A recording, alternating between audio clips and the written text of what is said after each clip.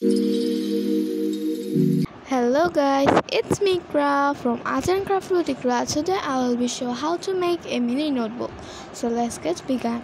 So first আমি এখানে A4 সাইজের একটি পেপারকে ফোল্ড করে নিব। এই পদ্ধতিতে তোমরা চাইলে পেজগুলো ছোট বড় করতে পারো। আমি ছোট রেখেছি কারণ আজকে আমরা বানাবো মিনি নোটবুক। সো এগুলোর অ্যাডজাস্টগুলোকে কাট করার পর আমি এই পেজগুলোর মাঝখানে বরাবর স্টেপলারের সাহায্যে পেজগুলো সিকিউর করব।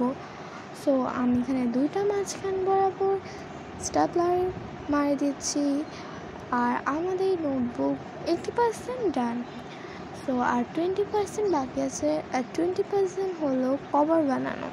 সো আমরা ফার্স্টে নিয়ে নেব একটি থিক পেপার শিট। এটার উপর তোমাদের ইচ্ছা মতো ডিজাইন করো। ডিজাইন করার আগে এটার মাঝখানে নোটবুকে গ্লুর সাহায্যে স্টিক করে নাও, দেন ডিজাইন করো। আমি আমার ইচ্ছা মতো ডিজাইন করে নিয়েছি।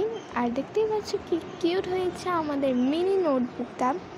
সো আজকের মিনি নোটবুকটা কেমন লেগেছে অবশ্যই আমাকে কমেন্ট বক্সে জানাবে। অ্যান্ড আজকের ভিডিও এই পর্যন্তই। দেখা হবে পরবর্তী কোনো লং ভিডিওতে। বাই।